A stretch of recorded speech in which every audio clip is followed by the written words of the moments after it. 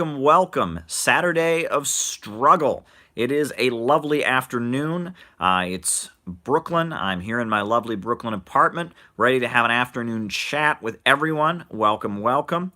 This will be fun. A lot to talk about. Holidays coming up. The government is shut down. A lot on people's minds. Welcome, welcome. I'm just waiting for folks to come on in. Now is the time, if you haven't done this already, to tweet this out, to share it on social media, and let people know that this is the place to be. Shout out to Orga Mecca. Shout out to Kinky. Welcome, welcome. Spread the word. Let's make this a big conversation. A lot to talk about today. Shout out to Ambient Hell. Hi, Caleb, he says. Welcome, welcome, welcome. Let's make this a fun, big conversation here on Saturday afternoon as I sit here in my lovely Brooklyn apartment. A lot on our minds. EV says, Henlo. Well, Henlo to you, EV. What else is new, folks? Just a couple minutes here. We're going to remember to share this. Shout out to Stuart Becker. He says, hey, Caleb. Well, hey to you, Stuart. What's new?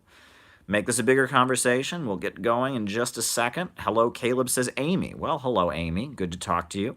What else is new? What's on people's minds today? Throw something at me. I've got a lot to talk about, but I want to hear what you have to say first. Hi, Caleb, says Borovoy. Well, hello to you, Borovoy. All right, folks. Hi, Caleb, says Michael. Well, good to talk to you, Michael, my old friend Michael from Philly. What else is new? How's everybody doing? Lovely day. It's starting to get dark, just a little bit here in Brooklyn, right? I think I think we've already just passed the winter solstice. I'm not quite sure. I'm not up on my solstices and equinoxes, but hopefully it starts getting longer days again because my goodness, that daylight is precious this time of year. But anyway, for those of you who watch the news, I'm sure you're aware that, since Donald Trump has been elected president, he has transformed the White House into the set of his reality television program. And as I'm sure you all have noticed, we are now watching the Christmas special of the Trump reality show. The government is shut down. The government is shut down. The Democrats are angry. We had a lead into it with Nancy Pelosi and Chuck Schumer sitting in the Oval Office fighting with President Trump about it, shouting at each other, having a big argument on live television. And lo and behold, the government is shut down. The White House Christmas special, holiday special. Everyone's tuned into their TVs. Trump is saying he's going to build his big, beautiful, giant wall. The Democrats are calling him a fascist and a Hitler and a dictator. Everyone's fighting with everybody else. Are you for Trump? Are you against Trump? Do you love Trump? Do you hate Trump? No real politics anywhere to be found. The government is shut down. However, members of Congress will continue to get their salaries. Have no fear. And we're all glued to our TV sets, entertained by this fake politics here in the United States, right? What a great time. What a great time, right? We're heading into the holiday week, the big week between Christmas and New Year's, right? And we're all just thrilled as the government is shut down and as our politicians are putting on another political show. Just so much fun. But, one thing I think about every holiday, every Christmas time, I look at all the Christmas trees, I look at all the tinsel, and I think, my goodness, America, the United States, has got to be the most German, non-German speaking country ever. We've got to be the most German country ever. All right? Where did this tradition of Christmas trees come from? Do you think that was from, Jesus Christ? Do you think in Jerusalem, they were all, setting up pine trees and decorating pine trees?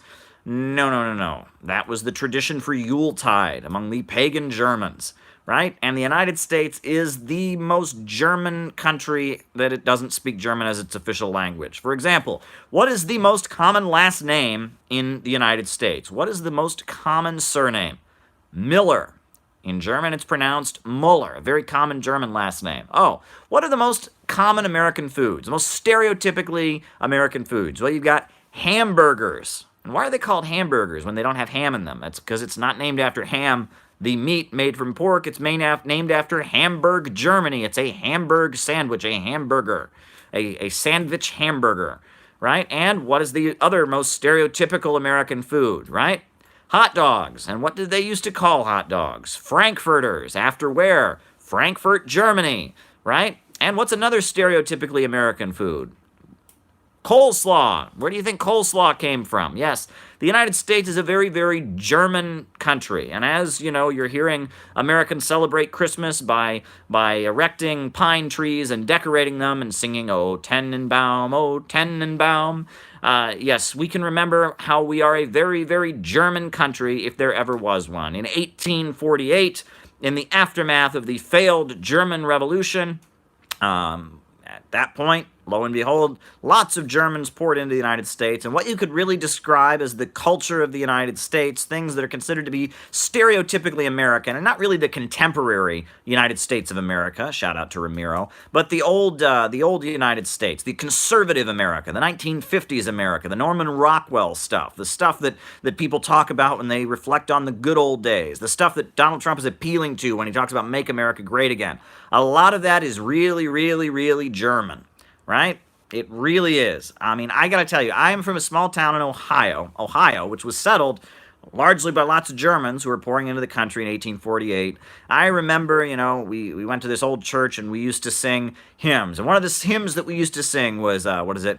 Glorious things of thee are spoken. And people recognize the tune. What is the tune? It's Deutschland, Deutschland, über alles, the German national anthem, commonly sung in American churches. And there's even another hymn, which you can look up, How Great Thou Art, and sings my soul, my Savior God to thee. And there's another famous German song called the Herbstwiesel song, the anthem of the Nazi Party, that is to the same tune. We are a deeply, deeply influenced country. We are deeply influenced by German history and German culture. As we eat our hamburgers and hot dogs, as we decorate our Christmas trees, as we have militarism in the United States, German history, and we have a president who is ethnically German, right? Donald Trump, whose last name, when his family originally immigrated to the country from Germany as Protestants, was Drumpf.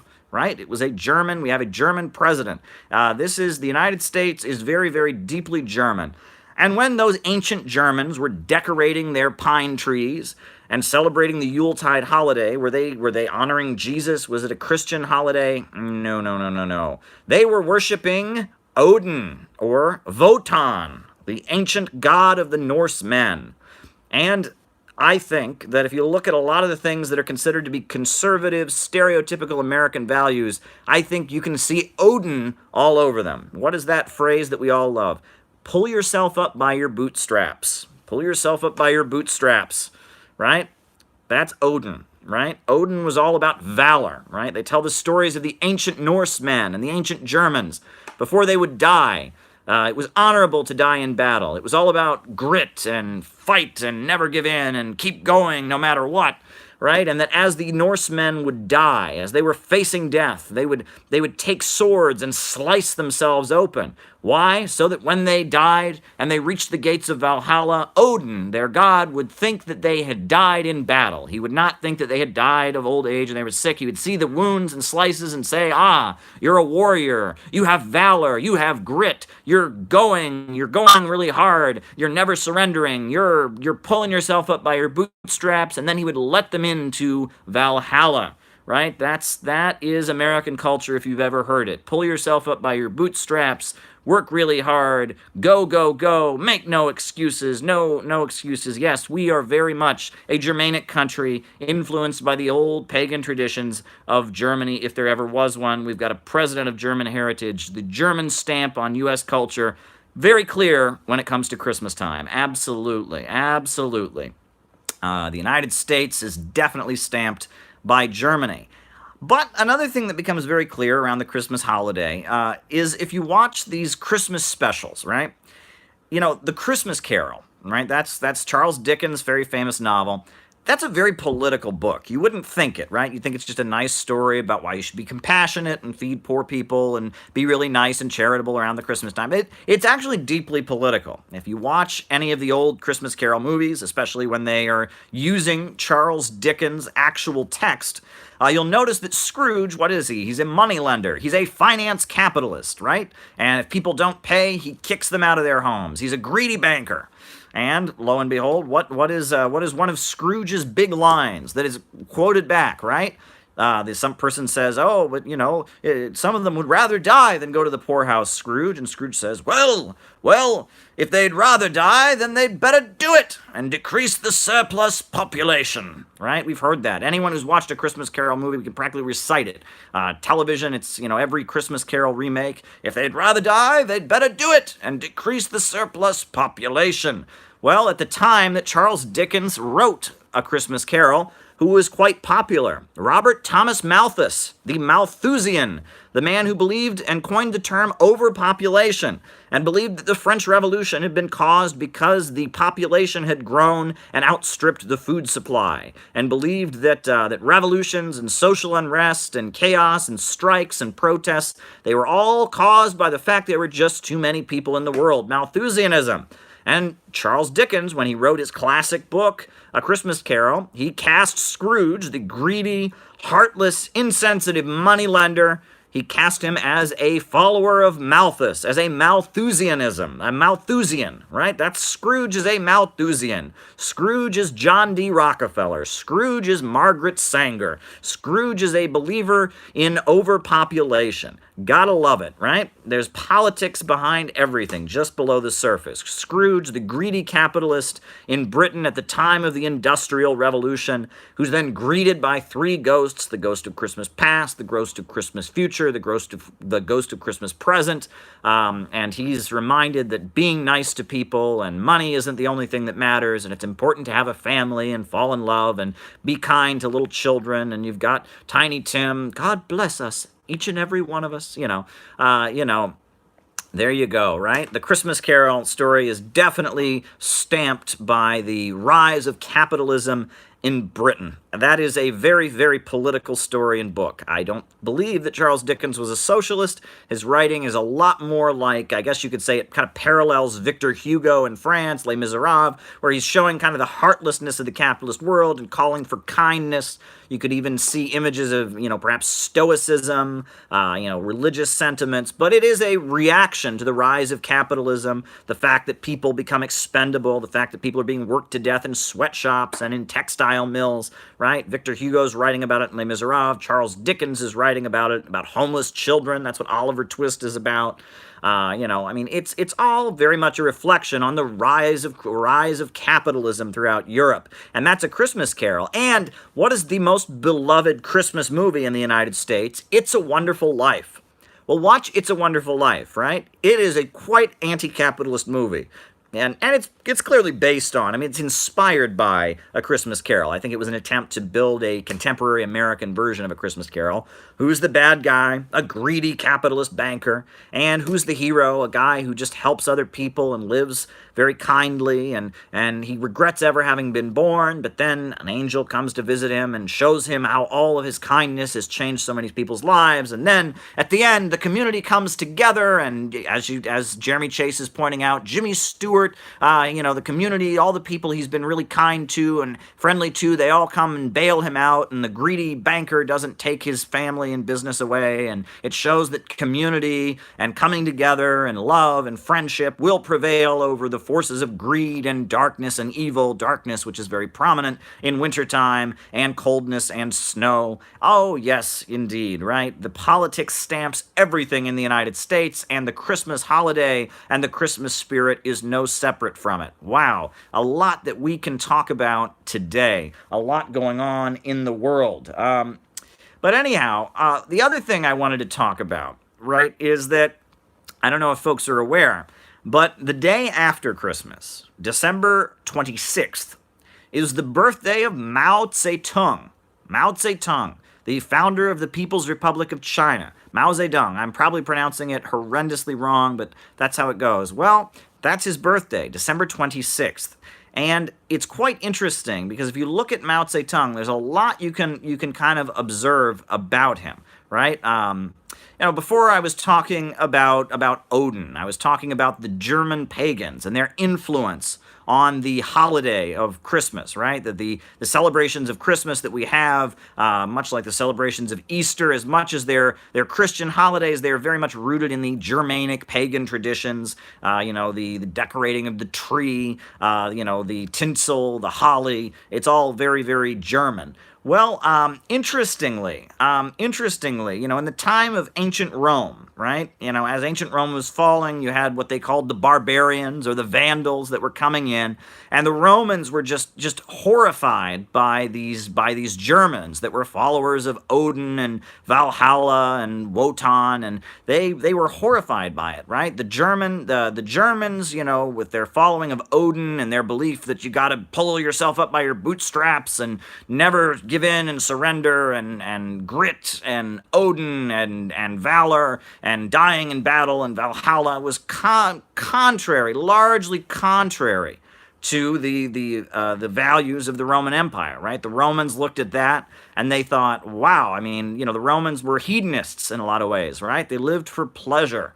They lived for just, living a life of pleasure, plundering people around the world, bringing in lots of slaves to do all their work for them, and living a life of pleasure and bread and circuses and brutality and violence. And the Romans saw the barbarians, the Norsemen, the Germans, the Vandals, the Ostrogoths, the Austrians, the Ostrogoths, and they were just horrified at these people that lived out in the woods and wanted to sacrifice and die in battle. They thought they were just horrendous. They were just horrified by it.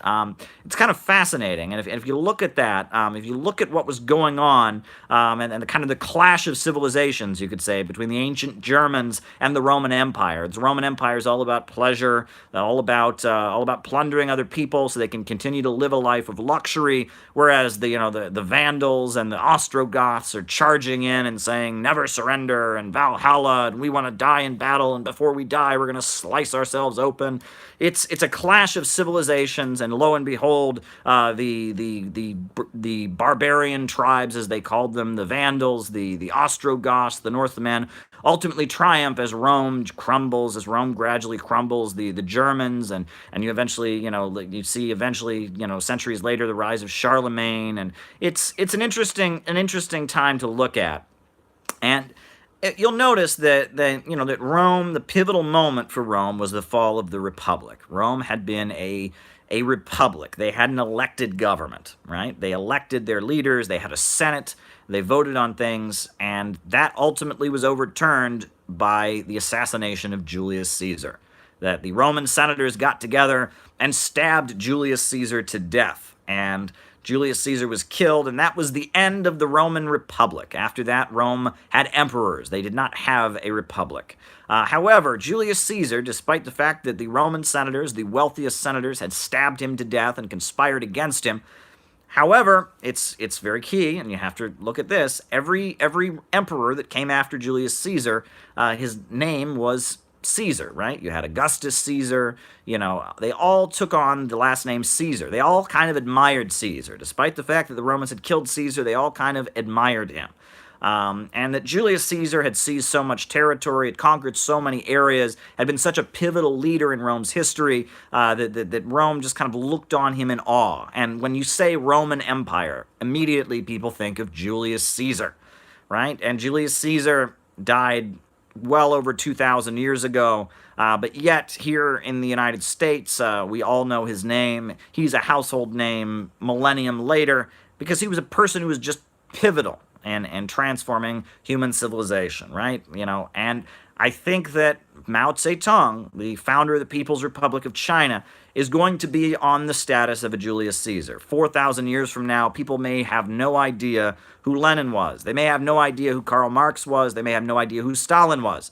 But they are going to know Mao, because Mao Zedong took China from being one of the poorest countries in the world and started it on the path to becoming a center of human civilization. China is now the second largest economy in the entire world because mainly Mao got him on a different path. Mao, carried out the revolution that broke China out of the Western capitalist system and allowed it to seize control of its own economy and start developing. The first steel mills in China were built after Mao established the People's Republic, and with the assistance of the Soviet Union, they began to have the first level of basic industrialization. They began building steel mills, the first power plants in China, the first efforts to bring literacy to the population.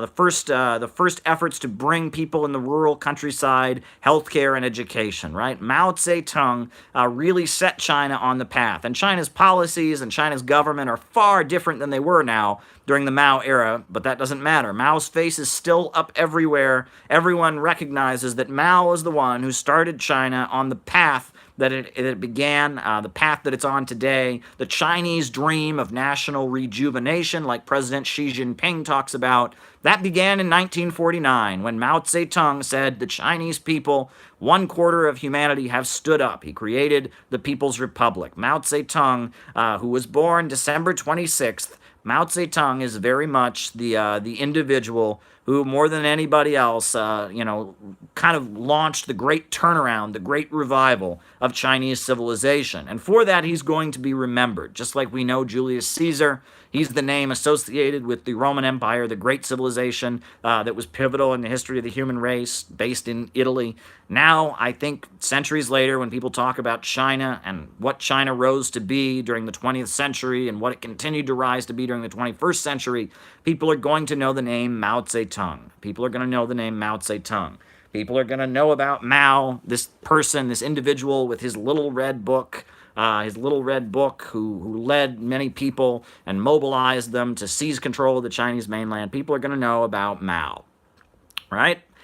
And when you look at Mao Zedong, right, you can study his work, you can study his writings, you can see that in many ways Mao zigged and zagged. Sometimes he seemed more like Tito, and he wanted more free markets, he wanted to cut off ties with the Soviet Union. Other times he was, very friendly to the Soviet Union. Sometimes Mao was pushing for a more, market socialism-oriented approach. Other times he was pushing the Cultural Revolution and the Great Leap Forward and wanting to do things in an ultra-communistic and egalitarian way. Mao zigged and zagged and flipped and flopped throughout his life, and there were many individuals who were very influential on Mao throughout his life. Lin Biao, for example, the general who ended up, being the traitor who was kicked out. About the Gang of Four. We know about Liu Shaoqi. We know about Deng Xiaoping, who was Mao's very, very close friend, who was with him on the Long March, but yet later during the Cultural Revolution was kicked out and sent to the countryside, but then eventually brought back by the Gang of Four, and eventually after Mao's death became the leader who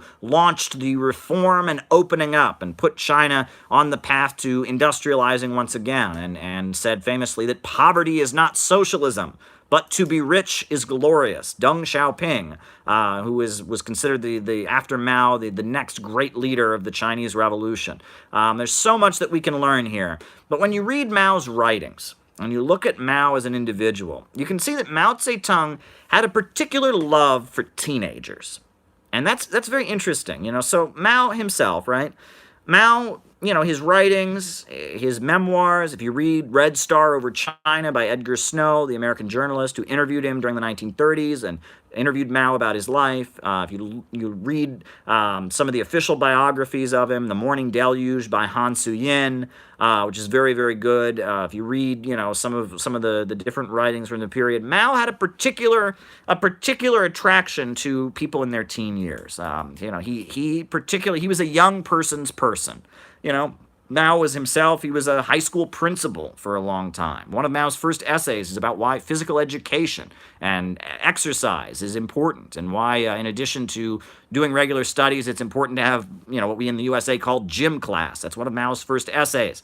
Mao's very famous, his not his autobiography, but the biographies that are out there all kind of emphasize the fact that Mao did not get along with his father, and that Mao and his father didn't get along. He tells Edgar Snow in his famous biography that he first learned about political struggle by organizing united fronts with his sisters and with his mother against his father in struggles for control of the household. And that Mao, as he built the Chinese Communist Party with the rural campaign, the People's War in the countryside, it very much had an adolescent appeal, right? It was leave your parents, leave your traditional family, come out into the countryside, join this new family of peasants as we build a commune out here and fight for a new China, right? It was appealing to kind of the idealism of young people, the desire to be heroic, the kind of anger they felt at traditional culture and traditional society, and he's saying, leave your family behind, leave your obligations behind, come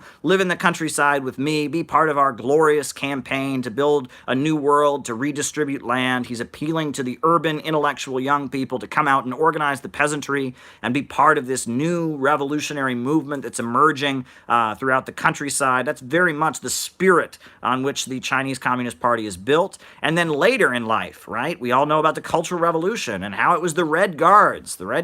He's saying to the Red Guards, mobilize, right?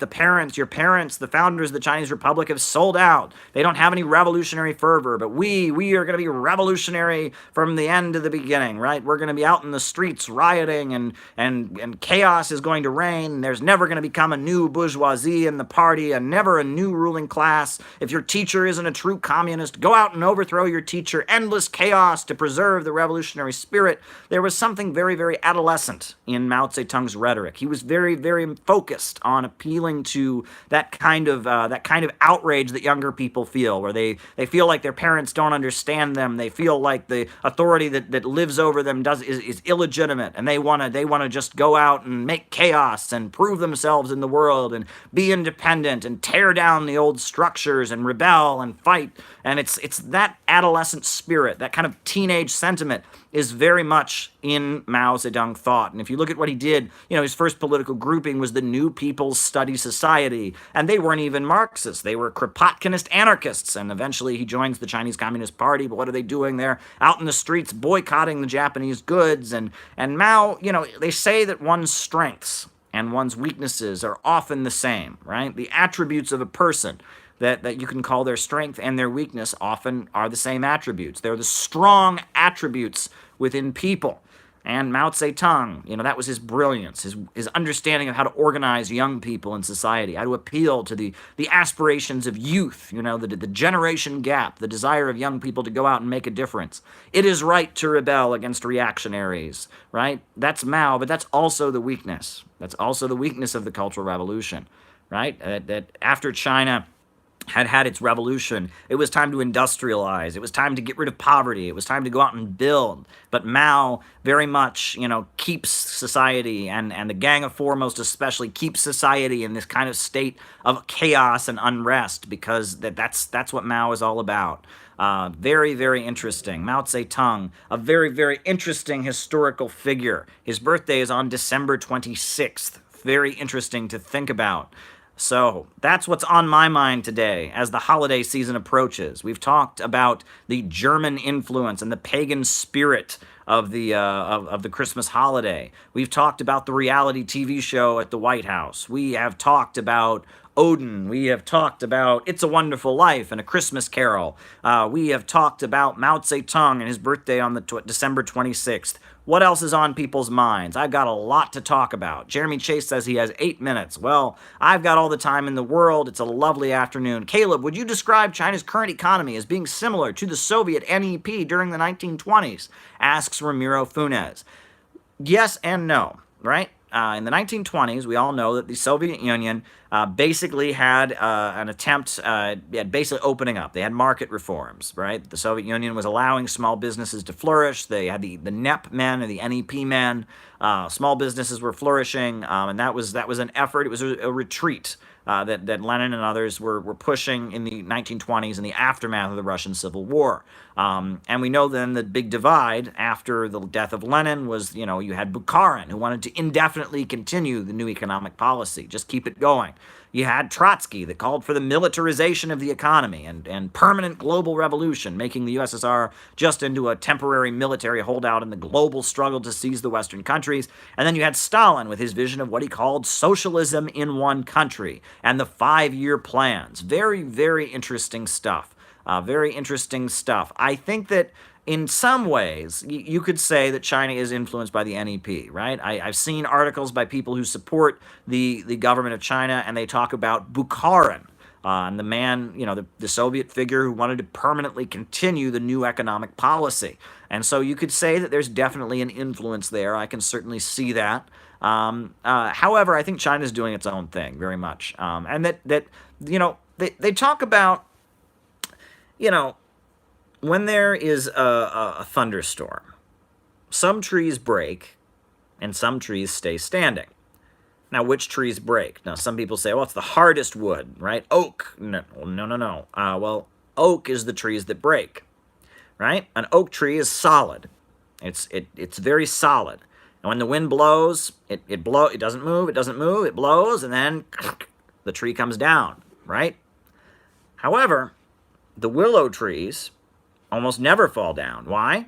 Because they have give, right? The wind blows on them, and they move a little bit. The wind blows on them another way, they move a little bit, and they stay standing. The Chinese Communist Party is a willow tree, right? It has the ability to react to circumstances, to evolve and adapt, and to change over time, right? And that you had the policies of the 1950s, you had the Cultural Revolution, you had, the 1970s and the late 70s with Deng Xiaoping reform and opening up. You had what was going on in the 90s with Jiang Zemin. You have now what's going on with President Xi Jinping and his thoughts for creating a moderately prosperous socialist society. The Chinese Communist Party is not an oak tree that stays the same. It stays solid.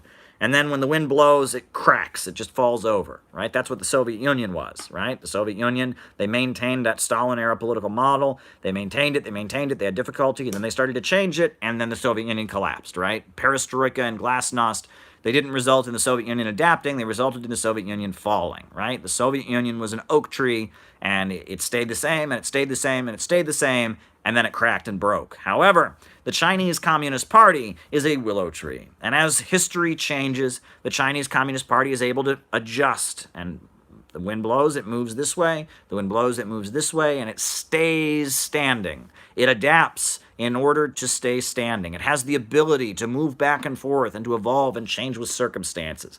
That's the brilliance of the Chinese Communist Party, a fascinating revolutionary organization that has taken what was one of the poorest countries in the world, the sick man of Asia, and made it into a global superpower, right? China is now the second largest economy in the world.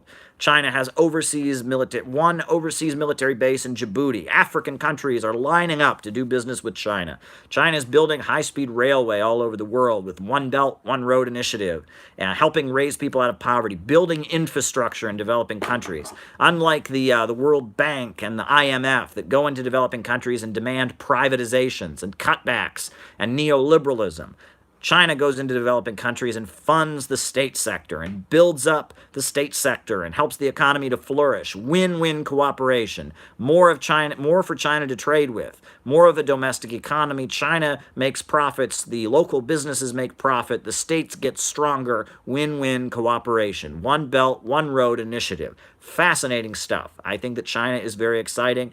China's ability to adjust and evolve over time, its ability to go from the Gang of Four to Deng Xiaoping, from Deng Xiaoping to Jiang Zemin, from Jiang Zemin to Xi Jinping, to evolve and adapt, to maintain the same basic goal, that we are going to make a strong, powerful country. We are going to eliminate poverty, maintain that path of development, but adjust and change tactics in order to do it. That is the strength of Chinese socialism. That is the strength of socialism with Chinese characteristics. That's the brilliance of the Chinese Communist Party.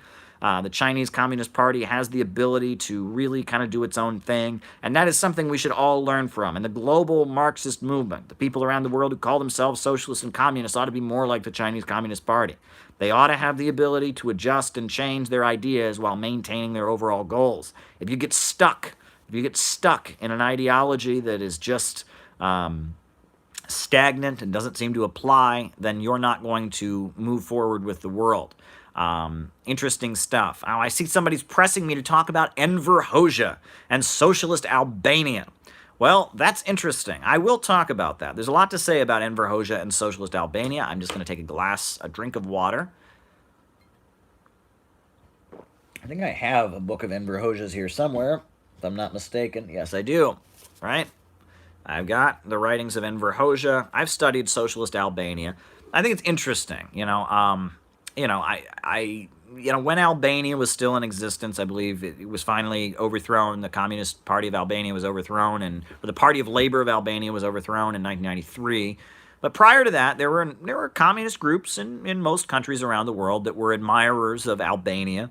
Albania maintained it was the only socialist country in the world, right? At first, they were aligned with the Soviet Union. Then, after the rise of Khrushchev, they cut ties with the Soviet Union and they were close to China. They were the only country that was aligned with China.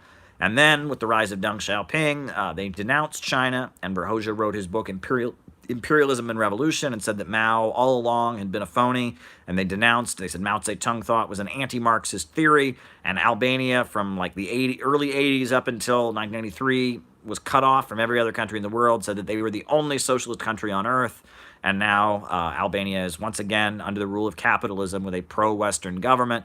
Albania is an interesting case study, and it's interesting because you get a lot of younger people on the internet now, young people that are getting into communism, that are interested in Marxism. They'll want to get into Enver Hoxha. And the older folks that have been communists for years, they don't understand. Like, why in the world would you study Enver Hoxha? Younger people that are interested in Marxism are interested in some of the more obscure aspects of it. And Enver Hoxha and Socialist Albania is certainly obscure. It's interesting. It's foreign. Younger people are looking for something new, something that it's not out there. They're not becoming communists because their parents were in the Communist Party and they were in SDS, and it's the hip, cool thing to go out and protest the Vietnam War, man. That's not why young people get interested in Marxism. A lot of the younger people who get interested in Marxism have never met a Marxist. They've never met a communist. They've never met anyone in their family, in their community who's interested in these ideas. They discover them on their own on the internet, and they want to learn. They want to learn about something new, and they see Enver Hoxha and Albania as something kind of fascinating. Why was it that all over the world there were communists who aligned themselves with this very, very, obscure Eastern European country? What was that about? So Enver Hoxha has a popularity, and I would say of all the texts that came out of Albania, I would say the book that I learned the most from reading, and I really actually did enjoy reading The History of the Party of Labor of Albania. All right, this is the official history they published. I believe it was like 1969, late 60s. They published this book, and it was the history of the Albanian Marxist Party, the Party of Labor of Albania. And I remember when I read this book, what surprised me was, at the time the Albania was invaded by the Nazis, the Albanian Communist Party was very small. It was like 30 people. By the time the Nazis were driven out, they were the ruling party with millions of members. How did they do that? Well, they were always one step ahead of the capitalists, right? There were a lot of people in Albania who wanted to fight the Nazis, who didn't believe in Marxism, but the Marxists in Albania were always one step ahead. And it's kind of fascinating, right?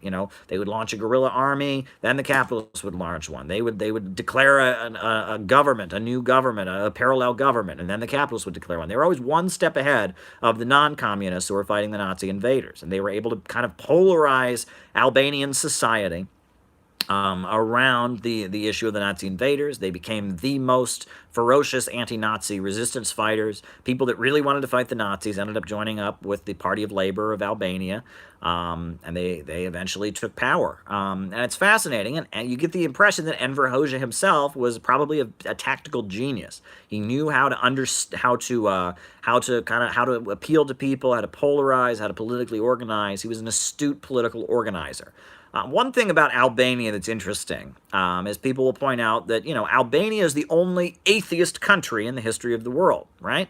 That yes, atheism and not believing in any god or religion is associated with all communists, but the Soviet Union, China, these countries officially have the separation of church and state, meaning the government has no position on religion. However, Albania was the only country in the entire history of the world where the official position, there was not separation of church and state, there was actually the position that there is no God was the official religion. Atheism was the state religion. And why did Albania do that? Well, Albania is roughly 50% Muslim and 50% Christian. And Christians and Muslims throughout Albania's history, have killed each other. And that has been one of the ways that Albania has been subjugated and colonized, right? Is that the Muslims kill the Christians kill the Muslims, and the Albanian nationality was divided. So by having an atheist state where no religion was tolerated, where you would go to prison for owning a Bible, you would go to prison for owning a Quran. You could not express religion. Muslim, Christian wasn't accepted. That was a way of holding the Albanian nation together. So atheism became really central for the Albanian People's Republic. I think that's particularly fascinating, and that they couldn't allow it at all because religion was basically a tool for dividing the Albanian nation. Albanian Christians and Albanian Muslims couldn't do either of those, right? And the state atheism, which was something that existed in all the socialist countries pretty much. I mean, it's obviously changed a lot in China, and it's been one of the biggest, probably one of the biggest mistakes that was made during the Cold War was the kind of repression of religion. But Albania really, really repressed religion out of necessity because it was a way to hold Albania together. I think that's fascinating. But overall, I would say that there are some negative things you can look at Albania too. For example, the fact that Albania, they had their criticism of the USSR, but unlike Cuba, unlike North Korea, unlike different countries throughout the Cold War that were able to be critical of the USSR but still maintain relations, Albania just completely cut off relations. And then they were aligned with China, right? They were aligned with China, they were friendly to China, they hated the USSR, but then they started to be critical of China. Could they then maintain friendship with China? No, and so then they cut it off with China. And in the final years of socialist Albania, those final years, the economy in Albania was really, really suffering. I mean, economically, they were not doing well. They didn't have much, right? They had shortages of medicine. They had shortages of food. It was a problem because Albania is a very, very, very small country. Very, very, very small, and they were cut off from the entire world. And it was this tiny little country had cut itself off from the rest of the world. And in fact, Mother Teresa, the Catholic nun who's many admire, they say she's going to become a saint. She was Albanian, and even though she was Catholic, and even though they had this really strong state atheism, she was always going to Albania and feeding people and taking care of them. Why? Because they were so desperately poor in the 1980s and up into the 90s. Albania was really, really, really poor. It was very, very poor because it cut itself off from the rest of the world in the name of Marxist purity. You could say that Albania is almost a poster child for ultra-leftism. Ultra-leftism. And were their criticisms of the Soviet Union, were they in some ways justified? Perhaps. Were their criticisms of China in some ways justified? Perhaps. But in the name of these criticisms, they couldn't just maintain these criticisms and still have friendship. In the name of maintaining these criticisms, they built a wall around themselves, isolated themselves from the entire world. And people point out, they always say, well, Albania was the most egalitarian, right? They say in the 1980s, look, they only had 3 pay scales, right? Only 3 different wage levels, right? That's how egalitarian they are. Well, socialism is not about making everyone poor and it being fair. Socialism is not about egalitarianism. Socialism is about planning the economy and controlling the means of production in order to plan an economy and eliminate poverty and have unlimited growth, no longer held back by capitalism. As Deng Xiaoping famously said, poverty is not socialism. To be rich is glorious. So as much as I think that there's plenty that you can learn from Albania when it comes to mass organizing and such, I overall think that Albania can also be a negative case study as well. And one thing that I think is interesting is I would say that Enver Hoxha's writings are interesting, but his book With Stalin, where he talks about the 4 or 5 meetings that Enver Hoxha had with Joseph Stalin. If you read that book, you'll notice that most of the meetings Enver Hoxha had with Stalin was him explaining that Yugoslavia and Albania were not the same, right? That Stalin had wanted Yugoslavia and Albania to be one country, and Enver Hoxha just wasn't going to have that, right? That the Albanians and the Slavs were not the same race, not the same ethnicity. That seems to be a big obsession. And part of the reason that Albania was so hardline and so, considering themselves to be the only true socialists and the only, the pure Stalinists, Marx, Lenin, Stalin, and Enver Hoxha, everyone else was a phony, was because Yugoslavia was the opposite. Yugoslavia in 1948 started liberalizing, started having market reforms, and started having factory autonomy, and started basically liberalizing the economy and becoming very, very market-oriented. So, and Yugoslavia, you'll remember, supported the United States during the Korean War. And Yugoslavia was very, very hostile to the Soviet Union and often aligned with the United States against the Soviet Union. Well, because of that, Albania had to be the opposite, right? Whereas Yugoslavia was being more accommodating to the West and more market-oriented and more reform-oriented and less hardline and more quote-unquote revisionist.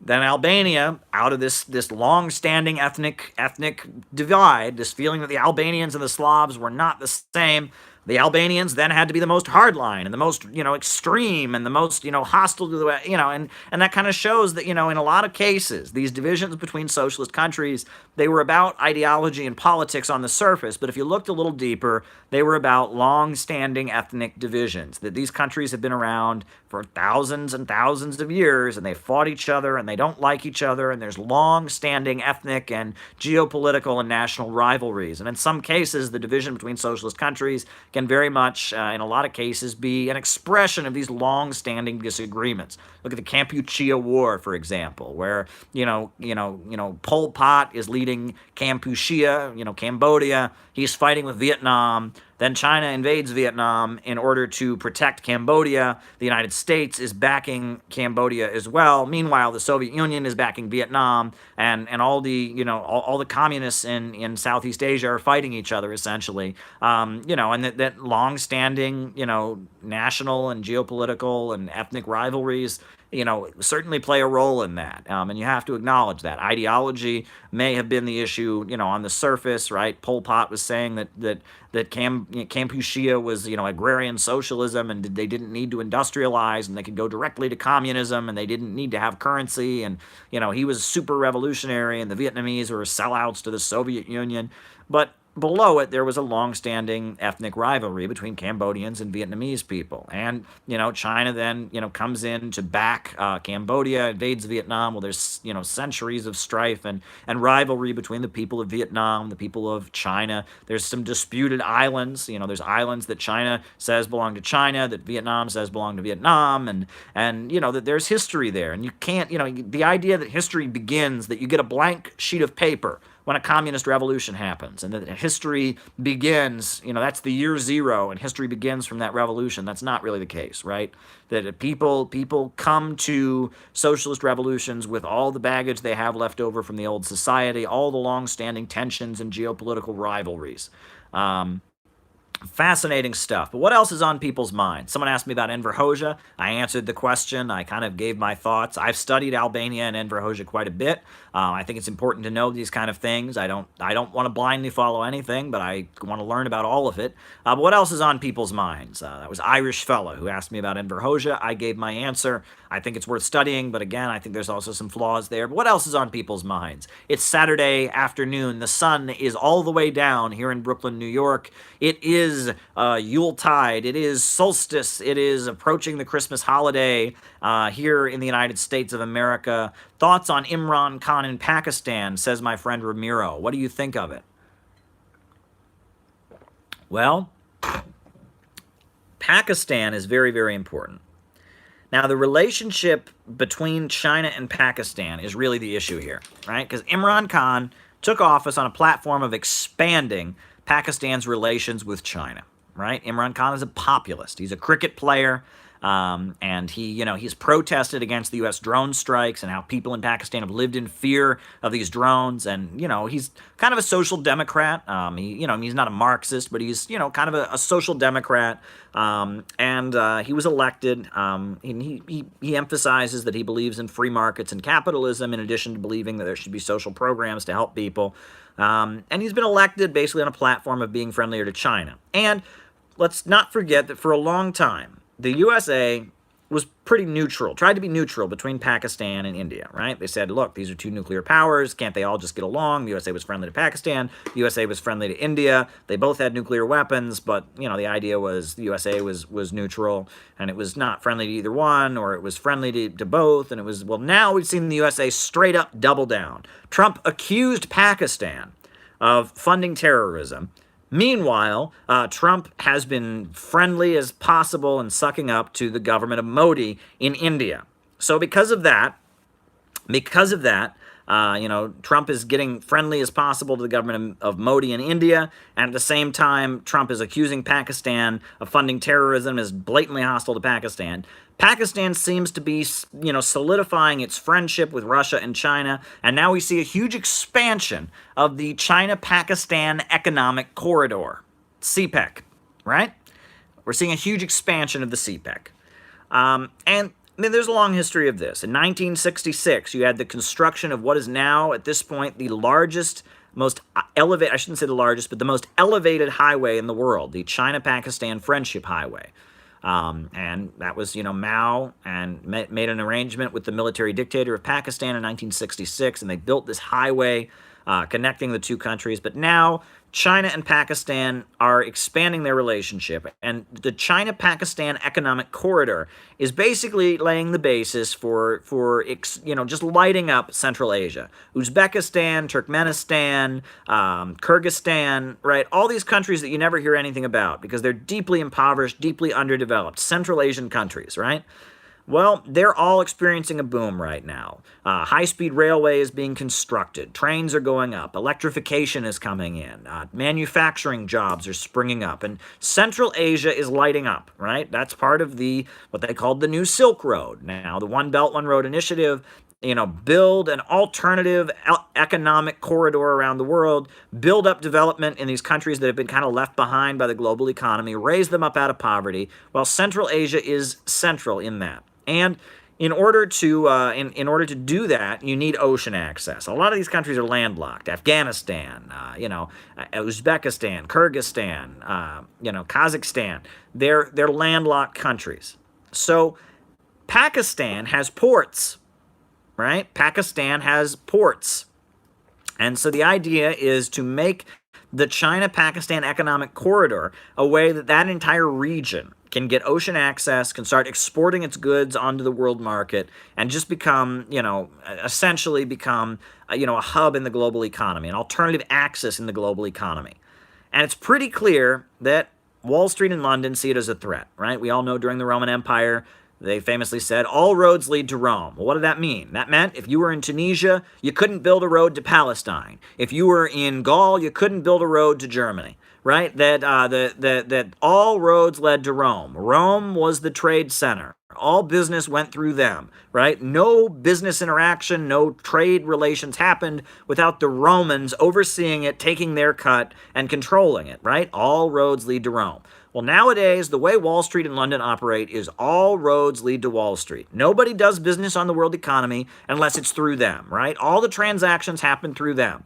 And what people refer to as South-to-South cooperation, that's the term people use. Global South to Global South, right? China-Pakistan Economic Corridor, right? Central America trading with China. The Eurasian Economic Union that Russia is leading, right? Russia building a railway in Africa. The Bolivarian alternative for Latin America, the BRICS, Brazil, Russia, India, China, South Africa.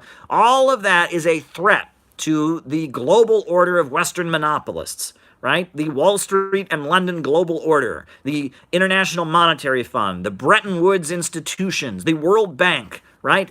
They want all roads to lead to Rome. Nobody trades unless it's through them. That's the way they see it. Even though China has asked the United States to join the Asian Infrastructure Investment Bank in the One Belt, One Road initiative, they're not having it, right? And so now the China-Pakistan Economic Corridor is very exciting. It's a huge development, right?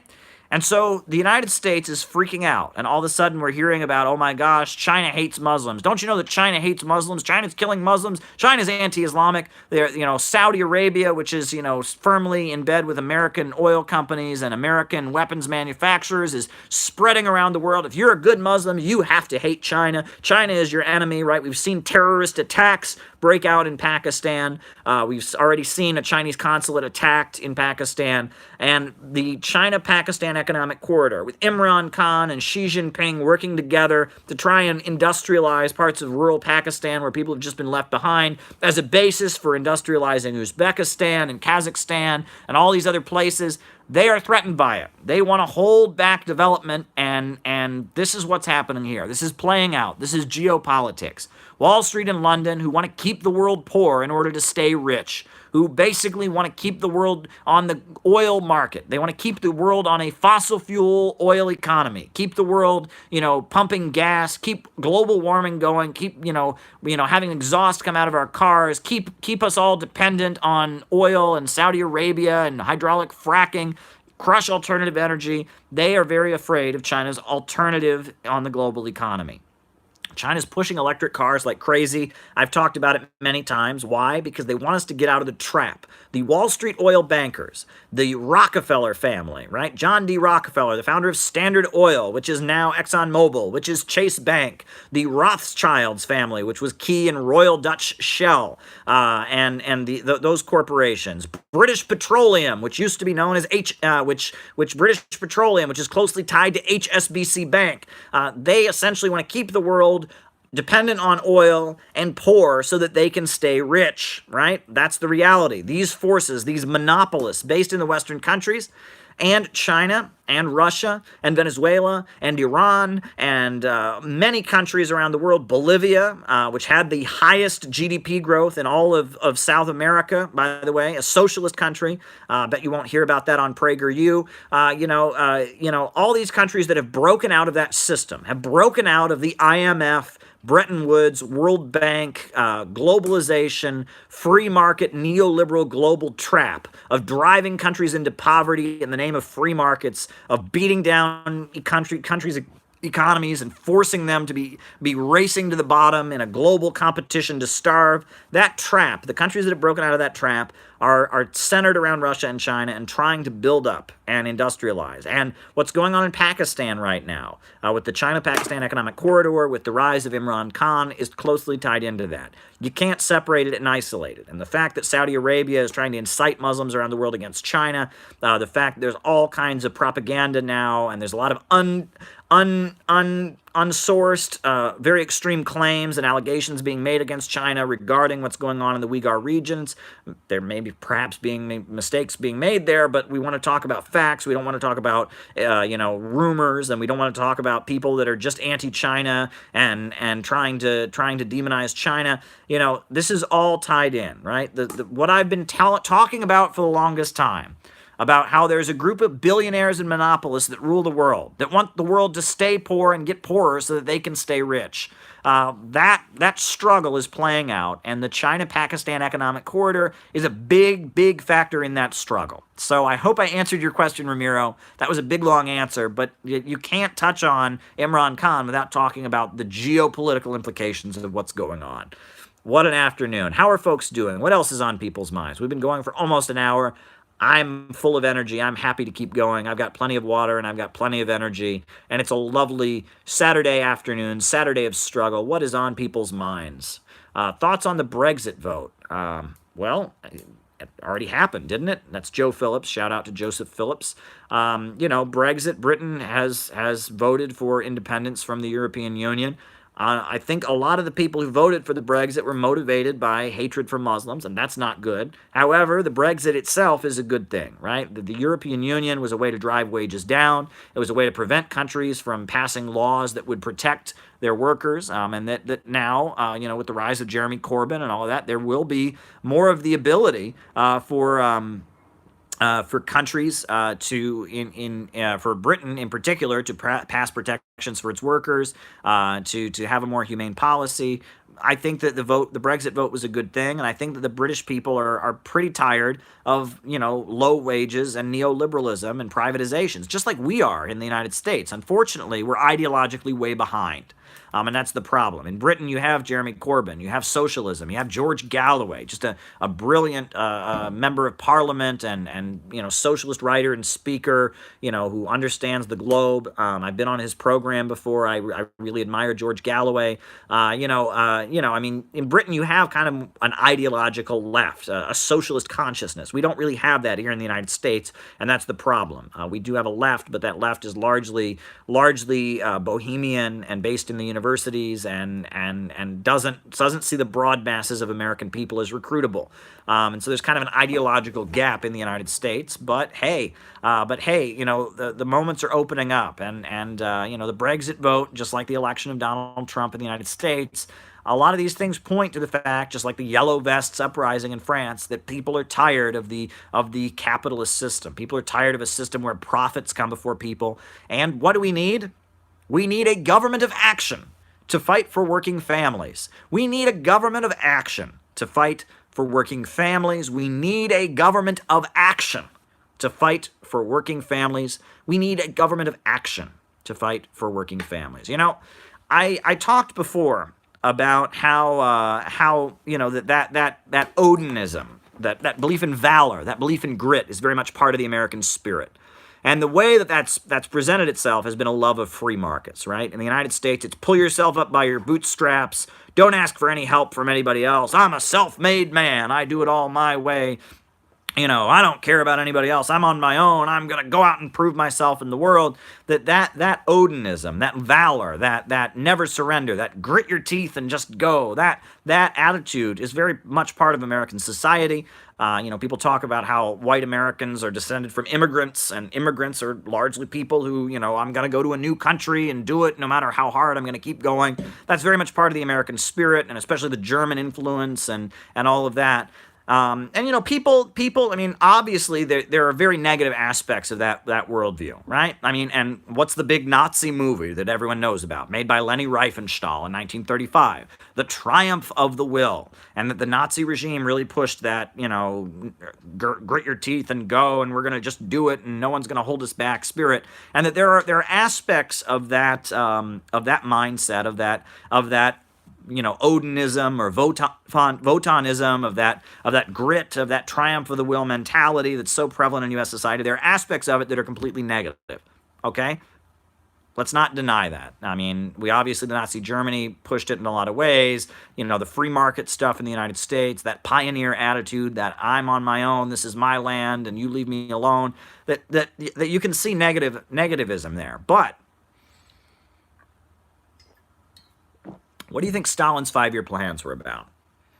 Right? When Stalin, assumed leadership of the Soviet Union, the country was deeply, deeply impoverished. And, Trotsky had said, we need permanent revolution. We're just a too poor country. We got too many peasants. We can't build a socialist country here. We just got to be a military holdout for some revolution in Western countries. And Bukharin said, we're just too poor of a country. We just got to continue this free market stuff and, have capitalism for a while and preside over capitalism, maybe eventually think about it. But Stalin says to the population, he says, no, we're going to have socialism in one country. And we're going to write a 5-year plan, a 5-year economic plan. And we are going to electrify. We are going to bring electricity to the whole country. We're going to bring running water to the whole country. We are going to wipe out illiteracy. We are going to build the Dnieper Dam, the biggest hydroelectrical power plant in the world. And we are going to do it. And we're all going to work really, really hard. And we're going to have Stakhanovism, right? What was Stakhanovism? Right? The Stakhanov, this coal miner who had dug, thousands of tons of coal, right? And so we're just going to work super, super hard, and we're going to work as hard as we possibly can for the good of the nation, and we're going to pull ourselves up by our bootstraps, and we're going to go out there and, transform modern Russia into an industrial society, and we're going to bring electricity to the whole country, and we're going to build more steel than any other country, and we're going to make a 5-year plan. And this is a 5-year plan that we're going to show to the economists in Britain and France and Germany, and they're going to go, that's crazy. That's impossible. No one can ever do that. And not only are we going to do it, we're going to do it in 4 years. That's going to be the slogan. We paint over all the walls in the Soviet Union. The 5-year plan in 4 years. And they did it, right? And that yes, Marxists are materialists. They don't believe in mind over matter. They don't believe in the spirituality that you find in this. But there is very much an Odinist triumph of the will. Go get them. We're going to work hard and succeed in the world, and we're going to have grit, and we're going to succeed. That mentality is very, very prevalent in Stalin. And that's very, very prevalent in Cuba and what the Cuban government did in the immediate aftermath. And that aspect of the American spirit that gets manifested in an individualist way in this whole, we're going to own our own business, we're going to go get them, we're going to go to a new land, we're going to be entrepreneurial. You can find that in socialism. And actually the strengths of socialism, when socialism has done huge, amazing things, it has been appealing to that mindset, that valor mindset, right? So that there are aspects of that grit, right, of that will to succeed, that will to get things done. There are aspects of it that are very positive. Obviously, there are aspects of it that are horrendous and negative, right? And that as we think about socialism with American characteristics, right? As we talk about how do we build socialism, what aspects of the American psyche could be used to build socialism? Obviously not the racism, obviously not the colonialism and the white settler stuff, obviously not the manifest destiny and American exceptionalism, but what aspects of the American spirit could be used to build socialism? You can bet that go-get-'em mentality, that entrepreneurialism, that valor, that grit, you can bet that is probably going to be manifested. When we have socialism in the United States, that energy, that drive to go and achieve that people identify with the United States around the world, that is going to be a big part of it, right? That is going to be a big part of it. That Odinist mentality that seems to be part of the Germanic influence on U.S. society, that has obviously very negative aspects of our society flow from that. I think that American socialism with American characteristics is going to have a huge chunk of that as well. And that's one thing that I think about, right? That entrepreneurialism and enterprising spirit and that will to go out and do things and get things done, that doesn't have to just be for capitalism. And in fact, the successful socialist countries are constantly trying to inspire that feeling among their populations. So that's something to think about. But what else is on people's minds? What else is on people's minds? A lot to talk about this afternoon.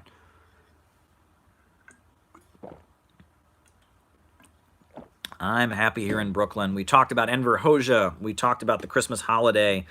People talk about the movie It's a Wonderful Life and how it's a very left-wing movie, and it very much is. I mean, but it's very, you could say that there's a conservatism in it too, right? It's the guy's a good guy, he lives a moral life, he's following his rules, people bail him out, they take care of him, but it's a kind of a conservative critique of capitalism. You could say, right? That capitalism, in a lot of ways, capitalism, is it really conservative? Is that what it means to be a conservative, is to believe in capitalism, right? In the United States, absolutely. In the United States, at this point, if someone says, I'm a conservative, they want to get rid of, they think that welfare needs to be abolished, that food stamp, people who get them are just mooching off of everybody. We need to privatize everything. Everything would be better if the government was out of it. We just need to privatize everything. That's what conservative means in the United States. But to be conservative, the root of the word is to conserve. To conserve. Conservatives are those who want to conserve. And in many ways, I would say that capitalism is not conserving. They always talk about, conservatives are always talking about family values. Well, do they really believe it's Marxists and communists that are destroying families? I think when families lose their homes, right, and get evicted, I think that's very much not good for the American family. The fact that so many parents are struggling to feed their kids, struggling to get by. Almost all divorces, not all, but a huge percentage of divorces are about financial issues. People are concerned about pornography, right? And they say, look, this pornography, this over-sexualization of society, and it's not Marxists that are doing that. Marxists don't own the big studios that are creating pornography. I can guarantee you that. Marxists are not putting Victoria's Secret ads up everywhere, right? That if one is conservative and one wants to conserve things like community, like loyalty, like traditional morality, why does one believe in capitalism? I do not understand it. Capitalism, this belief that profits are good, that as Ayn Rand put it, Ayn Rand, the atheist, Ayn Rand very famously said, money is the root of all good. That mindset, that mentality, if you're a conservative, if you want to conserve what you think are traditional and good things that are being eroded by liberalism, why do you believe in capitalism? Explain that to me. The British Labour, Tim is saying to me, the British Labour Party came to power, the GDP grew in Britain in the 1960s. Well, you have to remember the 1950s and 60s, that was the highest rate of growth in world history, right? At that point, the global economies everywhere were growing. That was the highest rate. And, in Britain after the Second World War, the country had just been bombed to shreds, and basically the Labour Party came in and they nationalized everything and they rebuilt it, and then they sold it off and privatized it. And the final, the big privatizations came with Margaret Thatcher, but yeah, there was a huge rate of state ownership in post-war Britain because the country had been destroyed, and you needed the government to bail out, the steel industry, the auto industry, the mining, everything. There was a huge rate of state ownership in Britain in the aftermath of the Second World War, but that wasn't socialism. Why? Because because it was state managing of an economy, that was sucking wealth out of the rest of the world. It was the state managing of a capitalist economy, right? That state ownership is not synonymous with socialism. Saudi Arabia has a huge rate of state ownership, right? Almost everything is run by the government in Saudi Arabia, but is Saudi Arabia a socialist country? Not at all. The state simply facilitates the Saudi royal family making lots of profits for itself at the expense of other people. That meanwhile, China has a very large private sector. Venezuela has a very large private sector, but the state controls the means of production. The economy functions for the purpose of society. The production is dictated by society. The economy functions for the purpose of the overall plan being laid out by the state, not for profits, right? Capitalism is production for profits. It's the anarchy of production. It is, as Frederick Engels said, capitalism is when the means of production only function as preliminary transformation into capital, right? Capitalism is what Karl Marx wrote about in the book Capital, which I do have somewhere. I think I've got it here. If you want to know what capitalism is, read this book. Read Capital by Karl Marx. He explains what capitalism is. Capitalism is a system in which the means of production, the factories, the stores, the textile mills, the natural resources are controlled by those who operate them to make a profit for themselves. And capitalism is constantly driving for more efficiency, right? Advanced technology, so you can hire fewer workers, so you can churn out products cheaper than ever. That's capitalism. And socialism is when the society, the people, the working class take control of the means of production, take control of the factories and big box stores and centers of economic power, and force them to function for the benefit of society. And then you no longer have the irrational operation of them. They're operated rationally to serve society, and growth can continue. So yes, you can have societies with high rates of state ownership that are capitalist, and you can have societies with huge private sectors that are socialist. But at the end of the day, who does the economy serve? Does the economy serve society, or does the economy serve the profits of private owners? That is the difference between capitalism and socialism. What is society organized to do? Is society and production organized to make profits, or is society and production organized in order to serve the good of human society, to build a stronger country? That's the difference between capitalism and socialism. That's what Karl Marx famously said, and that's the understanding that flows through the Soviet Union's history, through the history of China, up through Deng Xiaoping, up today with Xi Jinping. Is does the economy serve public good, or does the economy serve profits? So, enough about that. What else is on people's minds this lovely afternoon? So many things we could talk about today.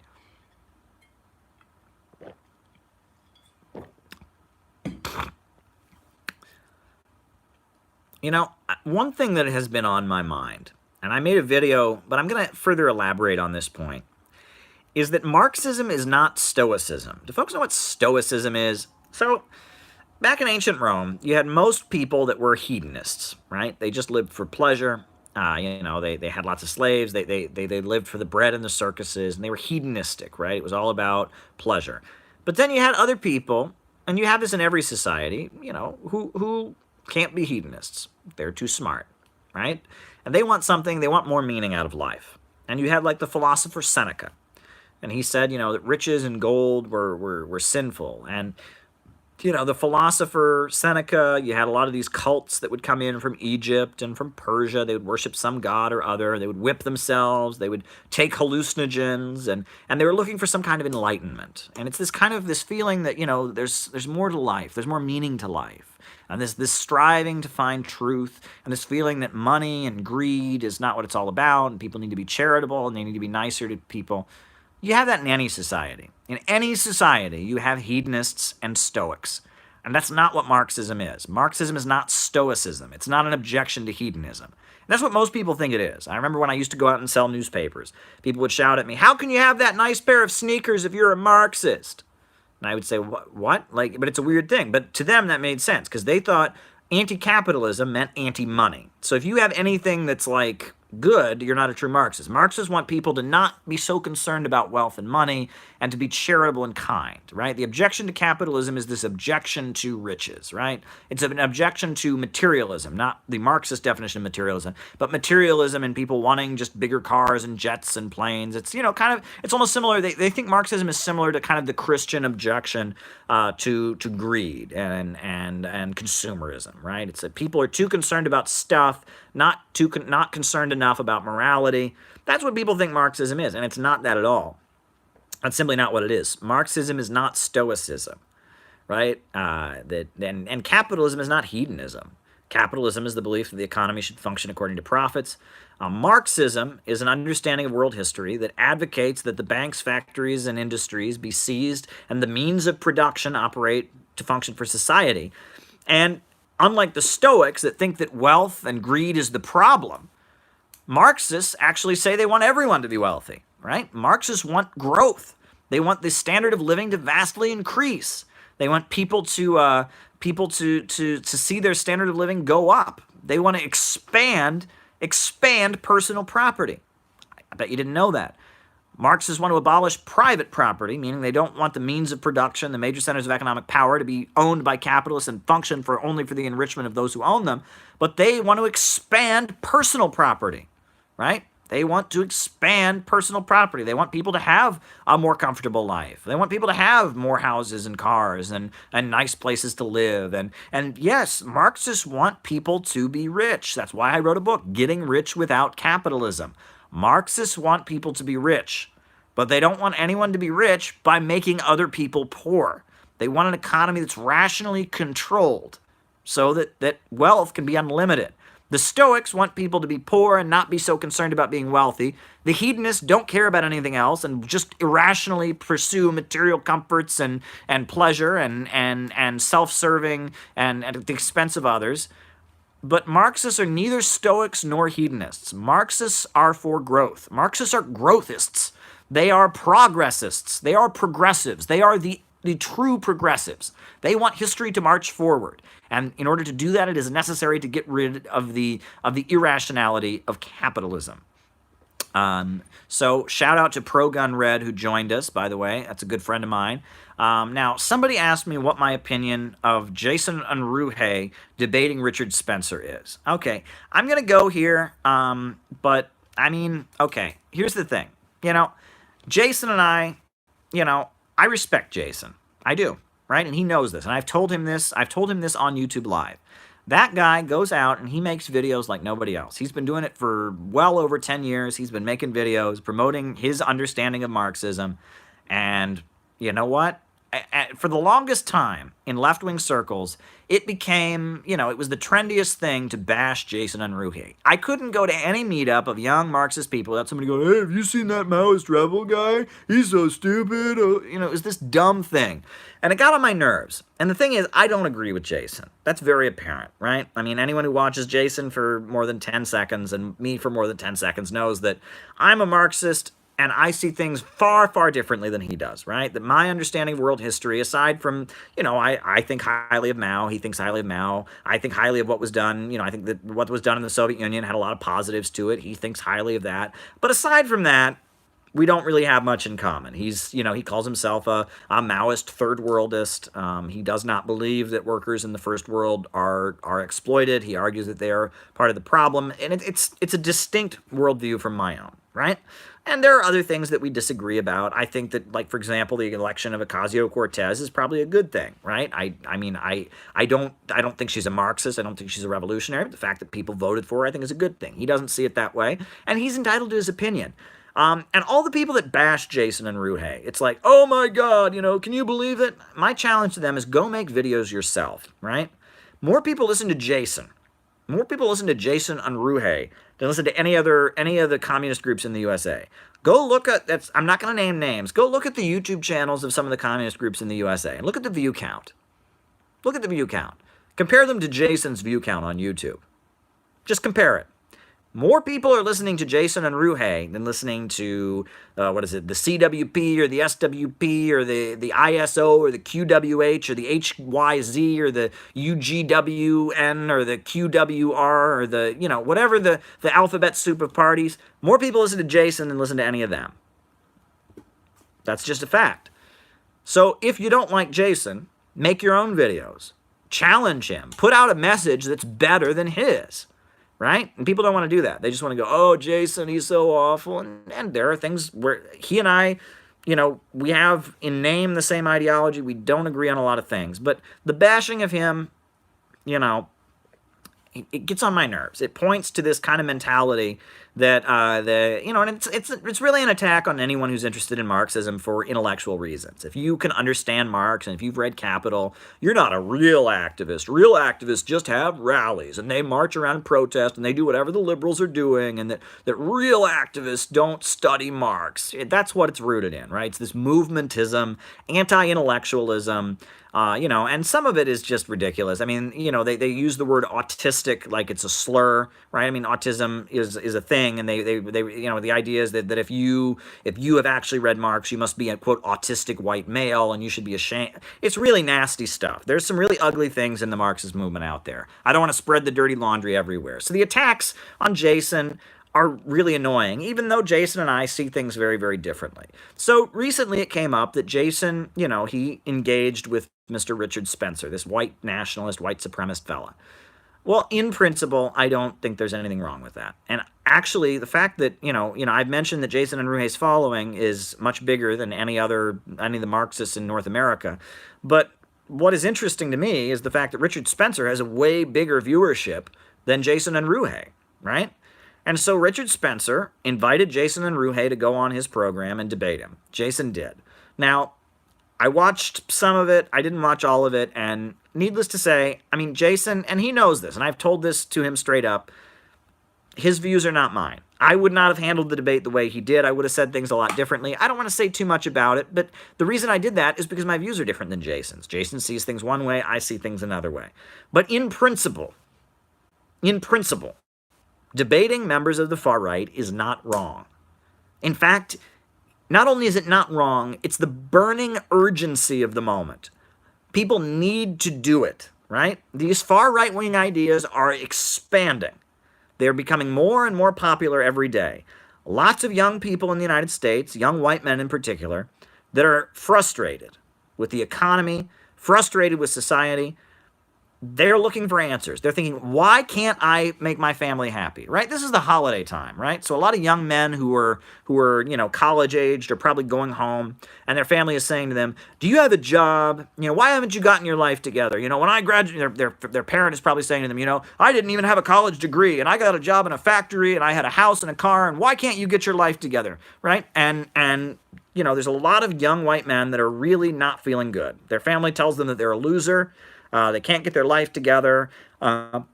They're just, they don't know what's going on, right? We see the opioid epidemic. We see the suicide rate, which is very, very high. There are a lot of young white men that don't know what to do.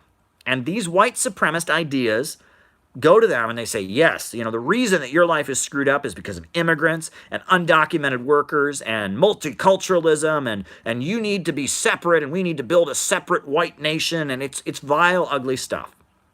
Right? It's vile, ugly stuff. I mean, it's vile, vile, ugly stuff, right? Anti-Semitism, hate for Jews, hate for Latinos, hate for black people. These are the forces that are cheering, as police brutality becomes an epidemic, people of color are being murdered by police. I mean, there's an epidemic of people in the United States being killed by police, and, there's just an escalation of police state of power. These are people that applaud the police and just, insist that police brutality isn't real, and it's just something that black people made up or something in order to persecute whites. This is really ugly, vile stuff, this white nationalism. It really is. And if you just shout racist at young white men who've become taken in by that ideology, if you just say, you're racist, go die, you're not going to convince them, right? And these are young white men that what they're angry about in a lot of cases is the fact that it's hard to have a job.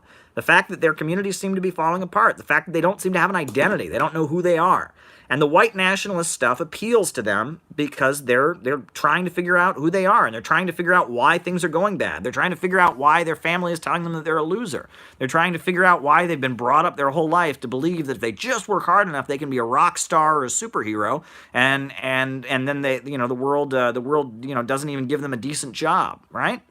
So a lot of these young white men don't know what's happening. And these ideas on the internet are very popular, right? And they're growing. And if you look on the internet, the number of people promoting quote-unquote white nationalist ideas is very widespread. And if you are someone who is white, and I should say white and male and progressive, and believes in Marxism, you have a responsibility to challenge these ideas, to say, no, the problem isn't people of color. No, the problem isn't the loss of some white identity. The problem is capitalism. The problem is that we have a system where profits come before people. We have a group of billionaire bankers and monopolists that are driving the world into poverty so that they can stay rich. That's what the problem is. You have a responsibility to challenge these ideas. It's not simply should you or shouldn't you. You should challenge those ideas. And the fact that so many leftists, not only do they not put forward a coherent ideological message because only squares and weirdos read books, but on top of that they then attack and stigmatize people who debate the far right wing. That's wrong. I debated Augustus Sol Invictus. You watched that debate, right? And Julian Assange tweeted it out. It was very widely viewed, that debate. I debated the right winger and white supremacist Augustus Sol Invictus, and a number of people have watched that debate, and people have said to me, Caleb, you just destroyed him. I mean, you put forward a clear message, a clear vision of what a socialist America would look like, and he looked like a buffoon. He looked like some kind of teenage edgelord goth. He didn't have coherent ideas at all. You destroyed him, right? Well, I debated Augustus Sol Invictus, got a huge amount of threats for that, all kinds of people telling me they were going to beat me up, that I was a fascist collaborator. I debated Augustus Sol Invictus, I refuted his ideas, and a number of people have watched that debate and said to me, that was the most thorough refutation of fascist ideas I've ever seen. And a number of people have reached out to me and said, Caleb, I saw that debate. That opened my eyes. Never had I heard socialism put forward in that perspective before. I have had an endless amount of people say, you got me thinking about socialism in ways I had never thought about it before. You opened my eyes to some of the critiques of fascism. That debate was brilliant. It's one of the most pivotal things. And all the time I was marching around in a protest cage and in lefty groups, never have I done anything that seems to have impacted people and gotten them thinking about socialism as much as that debate I had with Augustus Sol Invictus. And you can watch it. I'll put it in the comments here. So many people watched it and said, wow, never have I heard Marxist ideas put forward so coherently. Never have I seen the far right wing, bumbling and trying to come forward with what they believe in. And, it was something special. It was really that debate that I did was really something special. And I'll put it in the comments section. My stabilizer's given out, so I'm going to have to conclude pretty soon. But basically, there's nothing wrong with debating the right wing, and people should debate the right wing. They need to debate the right wing. I'd say it's your responsibility. If you're, and I'm not going to tell any person of color that, right? People of color who know about the history of the KKK and lynching, no one's going to ask you to do that. And if you're being attacked by right-wingers and they're beating you up, you have the absolute right to defend yourself. Self-defense is a human right, and I'm not telling anyone they have to be civil with people who want to kill them. That's not what I'm saying at all. What I'm saying is this, that if you are young and you are white and you are male and you believe in Marxism, you should be able to defend Marxist ideas, and you should go to other people of your demographic and convince them to reject racism and imperialism and embrace socialist ideology. And that there's nothing wrong with that. And the fact that that has become a sin and a crime, and that people get threats and people get doxxed and people get, just attacked for doing that, that is unbelievably wrong. That these ideas do need to be refuted. And this idea that you shouldn't challenge these backward ideas, it's a big problem. And, that needs to be said. There is an ideological struggle. People want to know what's wrong with the world today as it exists, and they're looking for answers, and that Marxists, those who understand Marxist ideas, should provide those answers. They shouldn't just try to make themselves feel good and scream at people and that there is an ideological struggle. How are we going to get out of this crisis in the United States? That's what I have to say. So happy holidays, everybody. I'm concluding here. All my best wishes.